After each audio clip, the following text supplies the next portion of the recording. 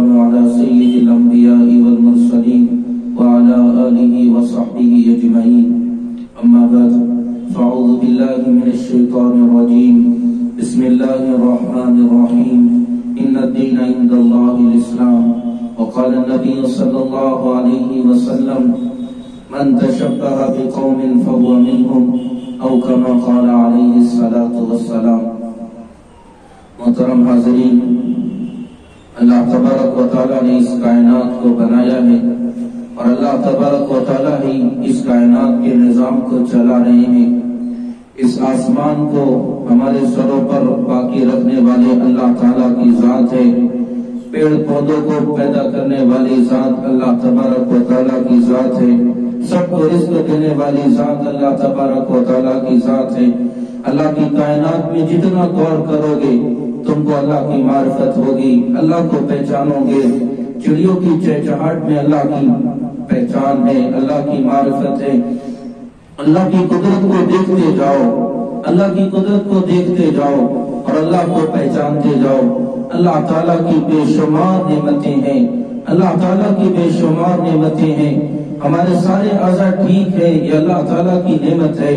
ہم اپنے کانوں سے سن رہے ہیں، یہ اللہ تعالیٰ کی نعمت ہے. ہم اپنی آنکھوں سے دیکھ رہے ہیں، یہ اللہ تعالیٰ کی نعمت ہے. سراپا ہم نعمتوں میں ڈوبے ہوئے ہیں. اللہ تعالیٰ نے قرآن میں ارشاد فرمایا: وَإِن تَعُدُّوا نِعْمَةَ اللَّهِ لَا تُحْصُوهَا.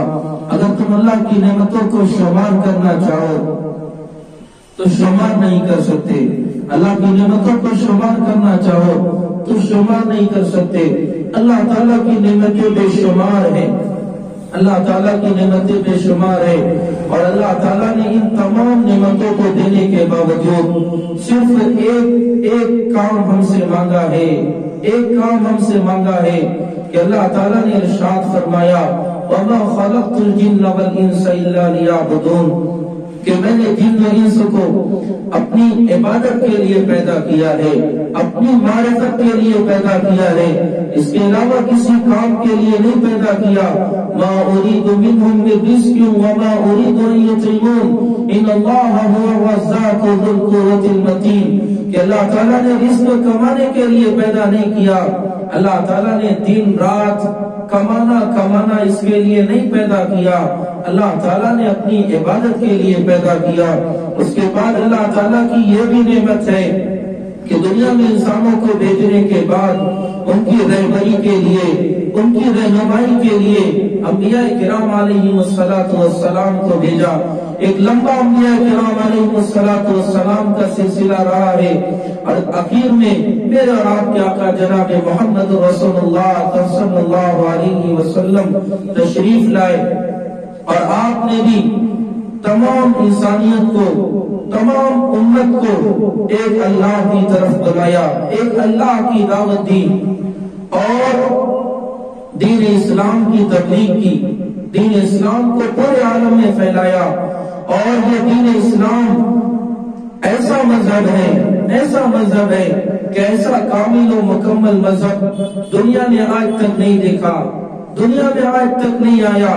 ایسا کامل و مکمل مذہب ہے کہ خود اللہ تعالیٰ ارشاد فرماتے ہیں: ان الدین عند اللہ الاسلام، کہ اللہ کے نزدیک سب سے زیادہ پسندیدہ، اللہ تعالیٰ کے نزدیک بس ایک ہی مذہب ہے، وہ ہے اسلام، وہ ہے اسلام.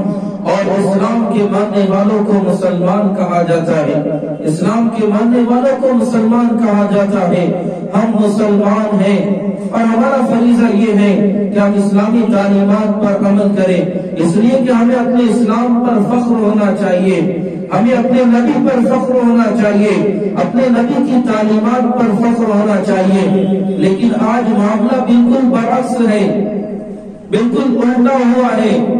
ہم اپنے نبی کی تعلیمات کو چھوڑے ہوئے تو بہت زیادہ دن گزر گئے، اپنے نبی کی تعلیمات کو بھولے ہوئے بہت زیادہ دن گزر گئے.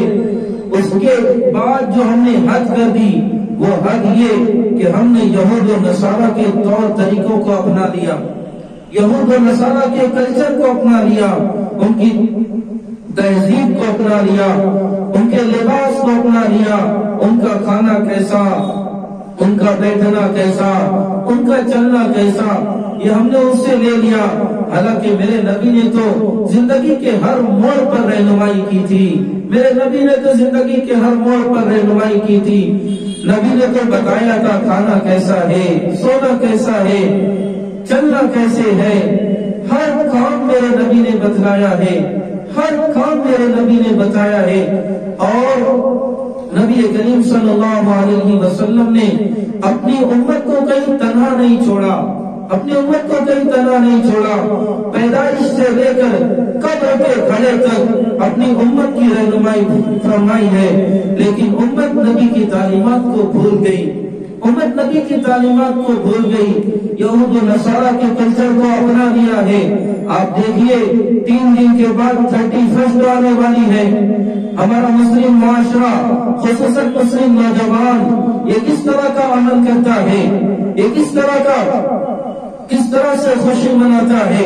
آپ دیکھیے عیاشی کرتے ہیں، فحاشی کرتے ہیں، نہ جانے اس رات میں کیسے کیسے گناہوں کے اڈے قائم کیے جاتے ہیں۔ جن لوگوں نے دیکھا ہے وہ اس کے بارے میں بخوبی جانتے ہیں۔ اور غور سے سن لیجئے، میرے نبی نے، میرے آقا صلی اللہ علیہ وسلم نے ارشاد فرمایا تھا، من تشبہ بقوم فہو منہم، کہ جو کسی قوم کی مشابہت اختیار کرے گا وہ انہی میں سے ہوگا، اس کا انجام انہی کے ساتھ ہوگا۔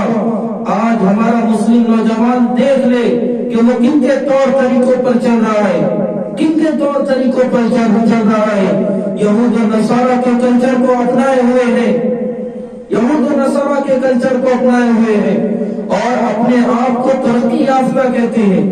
ان کی بے وقوفی ہے، ان کی حماقت ہے کہ ایک جس کو پیشاب پخانے کا طریقہ نہ معلوم، جس کو طہارت کا طریقہ نہ معلوم، اس کے طریقے کو اپنا کر ان کی بے وقوفی دیکھی اپنے آپ کو ترقی یافتہ کہتے ہیں۔ یہ اپنے انجام کے بارے میں سوچ لے، اپنے انجام کے بارے میں سوچ لے کہ ان کا کیا انجام ہوگا۔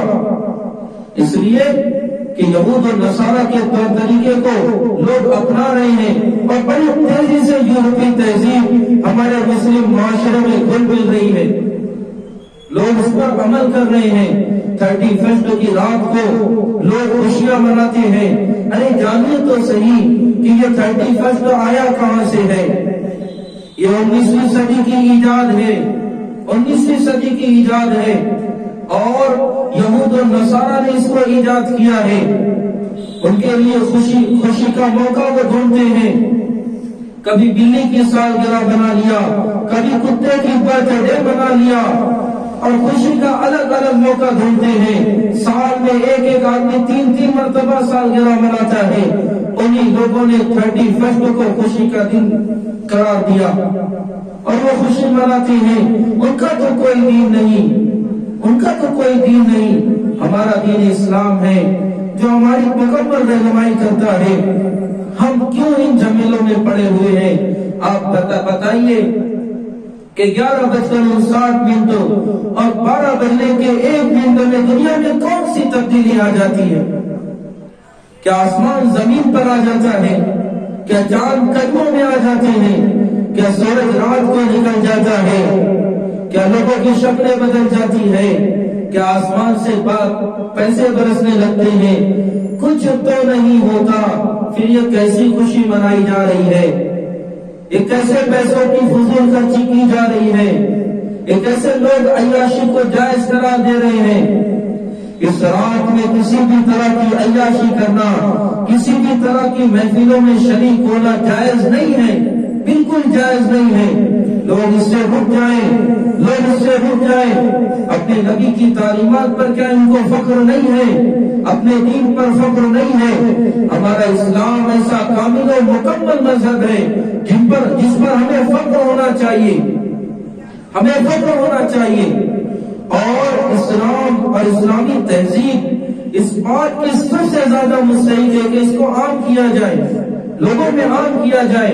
اسلامی کلچر پر ہم خود چلیں اور لوگوں میں پھیلائیں، لیکن ہم نے بالکل اس کے برعکس کرنا شروع کر دیا ہے۔ من تشبہ بقوم فهو منهم، میرے آقا نے فرمایا تھا جو جس قوم کی مشابہت اختیار کرے گا وہ انہی میں سے ہوگا، انہی میں اس کا انجام ہوگا۔ ہم لوگ جانتے ہیں کہ جن کا کوئی دین نہیں، جن کا کوئی ایمان نہیں، تو ان کا انجام کیا ہوگا؟ اللہ تعالیٰ نے ارشاد فرما دیا ہے وَجَعَلْنَا جَهَنَّمَ لِلْكَافِرِينَ حَصِيرًا، کہ ہم نے جہنم تو کافروں کے لیے قید خانہ بنا کر رکھا ہے۔ تو آپ سوچ لیجئے آپ کس کے طریقے پر چل رہے ہیں، آپ کس کے طریقے پر چل رہے ہیں، اور آپ اپنا ٹھکانہ کیا بنا رہے ہیں۔ رک جائیے، خدا را رک جائیے، اپنے نبی کی تعلیمات کو نہ بھولیے، اپنے نبی کی قربانیوں کو نہ بھولیے۔ میرے آقا صلی اللہ علیہ وسلم نے مکہ میں کیسی تکالیف کے ایام گزارے ہیں، کیا آپ نہیں جانتے کہ آپ کو گالیاں دی گئی، آپ کو تانے دی گئی، آپ کے اوپر کوڑا کرکٹ ڈالا گیا، آپ کے اوپر کوڑا کرکٹ ڈالا گیا، نہ جانے آپ کے ساتھ کیا کیا کیا گیا۔ ہم سب کچھ جانتے ہیں کہ نبی کریم صلی اللہ علیہ وسلم کو کتنی تکالیف دی گئی ہے، آپ کی کیا قربانیاں ہیں، اور نبی کریم صلی اللہ علیہ وسلم نے قربانی کس لیے دی تھی؟ اس امت کے لیے دی تھی، اس امت کے لیے رات رات پر رویا ہے، اس امت کے لیے رات رات پر اپنے اللہ سے مانگا ہے، اور آج ہم اس نبی کے ہی لباس کو، اس نبی کے ہی طریقے کو، اس نبی کی ہی سنت کو چھوڑ کر زندگی گزار رہے ہیں۔